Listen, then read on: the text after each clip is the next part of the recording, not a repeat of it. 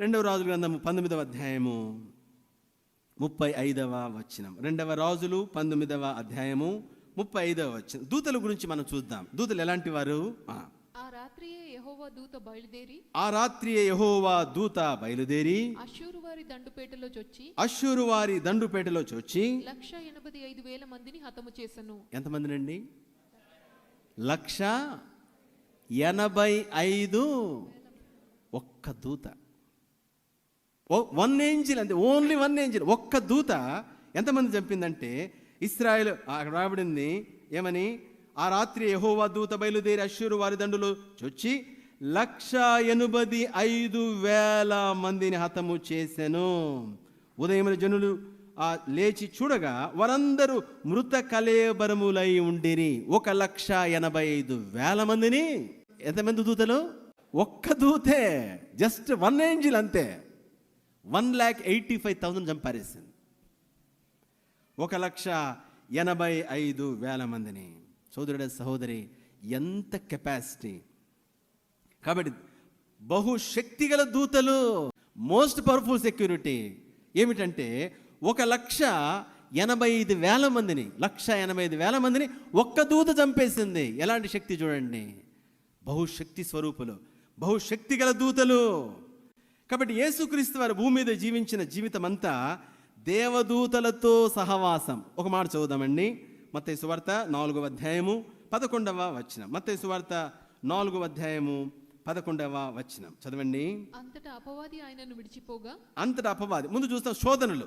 అక్కడ రాళ్ళ రొట్టి చేసుకో, అది చేసుకో, ఇది చేసుకో అని శోధనలు వచ్చాయి. శోధనలు అయిన తర్వాత 11వ వచనం. అంతటా అపవాది ఆయన విడిచిపోగా ఇదిగో దేవదూతలు వచ్చి ఆయనకు పరిచర్య చేసిరి. హల్లెలూయా! బిగ్గర చెప్పగలరా హల్లెలూయా? మరొకసారి, ఇదిగో దేవదూతలు వచ్చి ఆయనకు పరిచర్య చేసిరి. ఇంకా సేవ ప్రారంభించబడలే. యేసుక్రీస్తు వారి సేవ ఇంకా ప్రారంభించబడక ముందు 40 days ఫాస్టింగ్ తర్వాత డెవిల్ రావడము, డెవిల్ వచ్చి శోధించడము, శోధన తర్వాత ఎవరు వచ్చారండి చెప్పండి? దేవదూతలు వచ్చి ఆయనకు సర్వింగ్ చేస్తున్నారు. మరి ఏం తీసుకొచ్చి పెట్టారో మనకు తెలియదు. కాబట్టి యేసుక్రీస్తు యొక్క జీవితం అంతా, ఆయన పరిచర్య, ఆయన జీవితం అంతా ఏంజిల్స్తో ముడిపడి ఉంది. దూతలు, ప్రభు. కాబట్టి ఆయన సేవ ప్రారంభించడానికి ముందు దూతలు వచ్చి ఆయనకు పరిచర్య చేశారు. అంత మాత్రం కాదు, ఆయన సేవ ముగింపు చూద్దామండి. మత్తయి సువార్త 26వ అధ్యాయం, మత్తయి సువార్త 26వ అధ్యాయము 53, 54 వచనాలు. మత్తయి సువార్త 26, 53. ఈ సమయమున నేను నా తండ్రిని వేడుకొనలేననియు వేడుకొనిన ఎడల ఆయన 12 సేనా వ్యూహముల కంటే ఎక్కువ మంది దూతలను ఇప్పుడే నాకు పంపడని అనుకొనుచున్నావా? చాలండి. ఇక్కడ చూస్తే యేసుప్రభు అంటున్నాడు ఏమిటంటే, ఇప్పుడు నేను ఒకవేళ వేడుకుంటే ఎంతమంది దూతలు చెప్పండి? 12 సేనా వ్యూహముల కంటే. ఒక వ్యూహం అంటే ఎంత? 6,000, అంటే 6,000 మంది. 12 వ్యూహాలంటే 72,000, అంటే 72,000 మంది. ఒక వ్యూహం 6,000, 12 వ్యూహాలంటే 12 72, 72,000 మంది. సరే, ఇప్పుడు ఇంకో క్యాలిక్యులేషన్ అడుగుతాను. 72,000 ఇంటూ 1,85,000 ఎవరైనా చెప్పగలరా? కొన్ని వేల కోట్లు. అంటే ఈ ప్రపంచంలో ఒక్క నరుడు ఉండడు.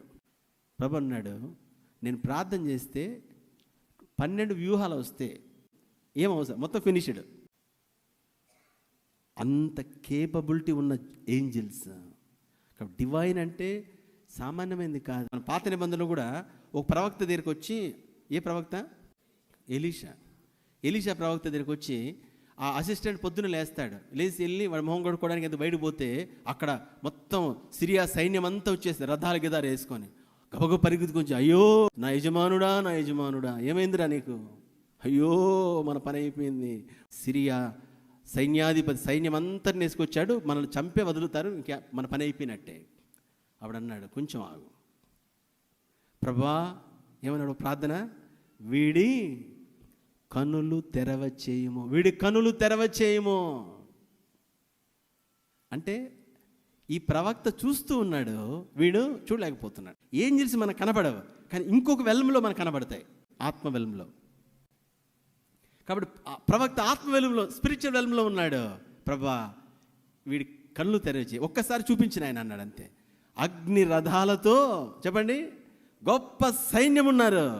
అప్పుడు అన్నాడు ప్రవక్త, ఏరా ఇప్పుడు చెప్పు ఎలా ఉంది పరిస్థితి అంటే, అయ్యా వాళ్ళ సైన్యం కంటే మనదే పవర్ఫుల్ ఉంది సార్, అది పరిస్థితి. ఏం చేయలేకపోయారు. దేవుని బిడ్డ, అతి శక్తివంతమైన, అతి బలమైన, అతి కేపబుల్ ఉన్న దూతల సైన్యము దేవుడు మన కొరకు ఉంచాడు. అదే మహనీయము. కాబట్టి ఎప్పుడు మహనీయములో ఉంటామో, యెహోవా సేన, దేవుని యొక్క సేనలో మధ్యలో మనం ఉంటామో, భద్రతతో ఉంటాము. ఈ భూమి మీద ఎక్కడ భద్రత లేదు, ఎక్కడ క్షేమం లేదు, ఇది గ్యారంటీ అనే ప్లేస్ లేదు, ఎక్కడ లేదు. మనిషి ఇన్సెక్యూరిటీ కొట్టుకుంటున్నాడు. కానీ దేవునిలో మనకు గొప్ప భద్రత ఉంది, మహనీయములో గొప్ప భద్రత ఉంది. నీవు నేను మహనీయములో ఉన్నామా?